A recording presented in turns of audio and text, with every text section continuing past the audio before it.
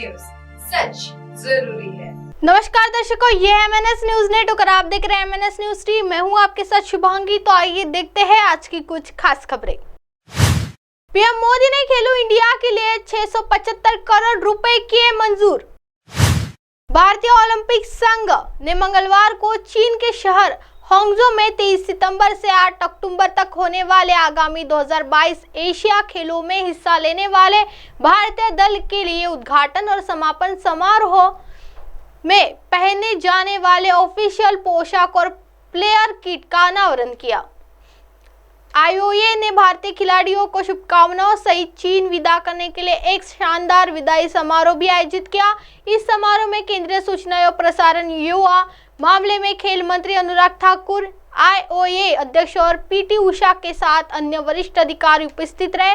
केंद्रीय खेल मंत्री अनुराग ठाकुर ने मंगलवार को कहा कि प्रधानमंत्री नरेंद्र मोदी ने खेलो इंडिया योजना के लिए 675 करोड़ रुपए की मंजूरी दी है और उम्मीद जताई कि टीम इंडिया इस साल आगामी एशियाई खेलों अपने अब तक के सर्वोच्च पदकों की संख्या पूरी करेंगी। भारतीय ओलंपिक संघ ने मंगलवार को भारतीय दल के लिए ऑफिशियल ड्रेस और खेल किट का अनावरण किया, जो 23 सितंबर से 8 अक्टूबर तक चीन के हांगझू में होने वाले आगामी 2023 एशिया खेलों में हिस्सा लेंगे। नई ड्रेस का हुआ अनावरण आईओए ने शानदार विदाई समारोह भी आयोजित किया था, जिसमें केंद्रीय सूचना और प्रसारण, युवा मामले और खेल मंत्री अनुराग ठाकुर, आईओए अध्यक्ष पीटी उषा सहित अन्य कई वरिष्ठ अधिकारी उपस्थित थे। अनुराग ठाकुर ने मीडिया से कहा कि इससे पहले वर्ल्ड यूनिवर्सिटी गेम्स में हमने इसके पहले 60 वर्षों के दौरान 18 पदक जीते थे। इस बार हमने 10 स्वर्ण पदक सहित 26 पदक जीते हैं। पीएम ने बढ़ाया खेल बजट। खेलो इंडिया के लिए पीएम मोदी ने 675 करोड़ रुपए की मंजूरी दी है।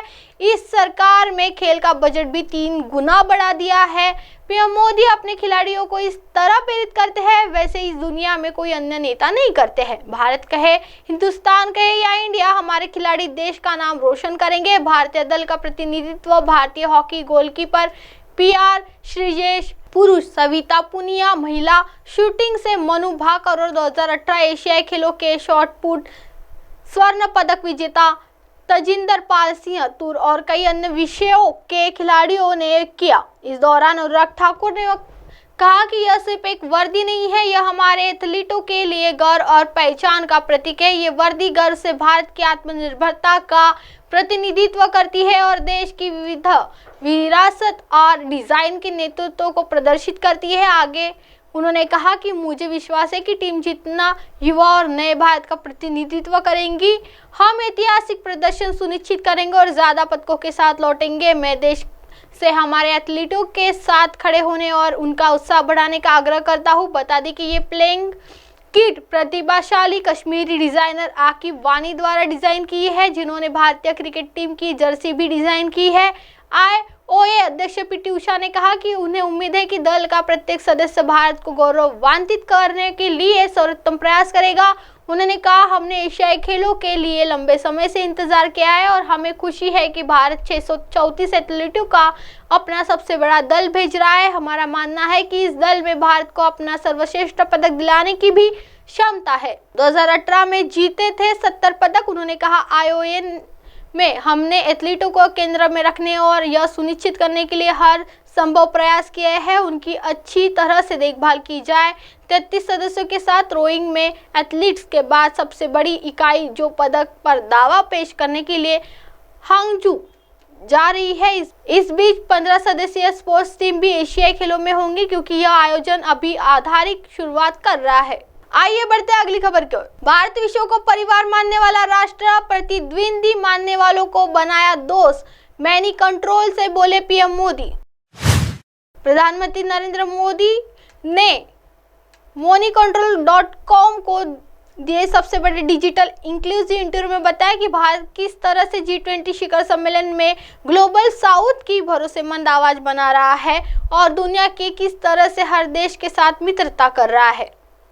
तमाम सवालों को लेकर पीएम मोदी ने इंटरव्यू में बेबाकी और खुले तौर से अपनी बात देश और दुनिया के सामने रखी है।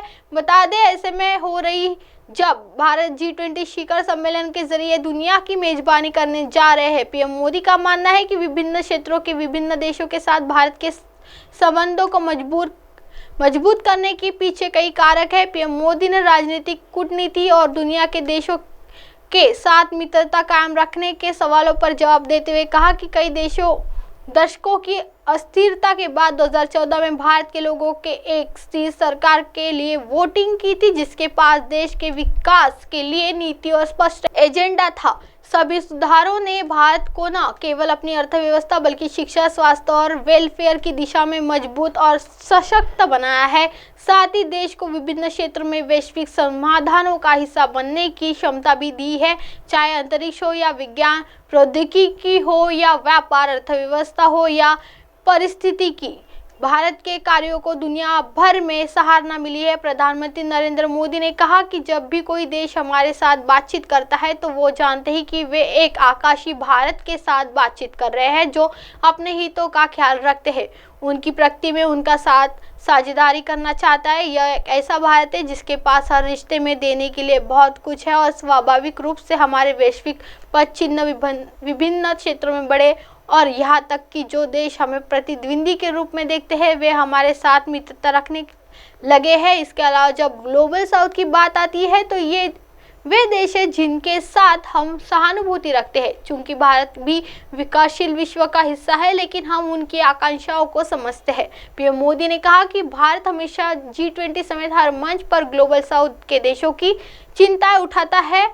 जैसे ही हम G20 के अध्यक्ष बने, हमने वॉइस ऑफ ग्लोबल साउथ शिखर सम्मेलन आयोजित किया, जिससे यह स्पष्ट हो गया कि हम उन लोगों को शामिल करने के लिए एक आवाज बने जो वैश्विक बातचीत और संस्थागत प्राथमिकताओं से बाहर महसूस करते हैं। उन्होंने कहा कि मैं पिछले कुछ सालों में अफ्रीका के साथ संबंधों को महत्व दिया है। G20 में भी हमने अफ्रीका संघ को शामिल करने के विचार को गति दी है। पीएम मोदी ने एक सवाल का जवाब देते हुए कहा कि हम एक ऐसा राष्ट्र है जो विश्व को एक परिवार के रूप में देखता है। हमारा G20 का आदर्श वाकई यही है। किसी भी परिवार में हम हर सदस्य की आवाज़ मायने रखती है और दुनिया के लिए भी यही हमारा विचार है। अब आप हमारे चैनल को आपके मोबाइल पर भी देख सकते हैं। मोबाइल ऐप पर देखने के लिए play store MNS news T app download करें। इंस्टा, लिंक, ट्विटर, हाइकूक, फेसबुक और कई सोशल मीडिया के प्लेटफॉर्म पर हमारा चैनल उपलब्ध है। आप इसी यूट्यूब पर भी देख सकते हैं। आप हमारे चैनल को लाइव भी देख सकते हैं। www.mnsnewst.com पर फिलहाल वक्त हो चला है दर्शकों ब्रेक का। ब्रेक से लौटने के बाद देखिएगा देश और दुनिया की तमाम बड़ी खबरें। बनी रही MNS न्यूज़ टी पर। नमस्कार।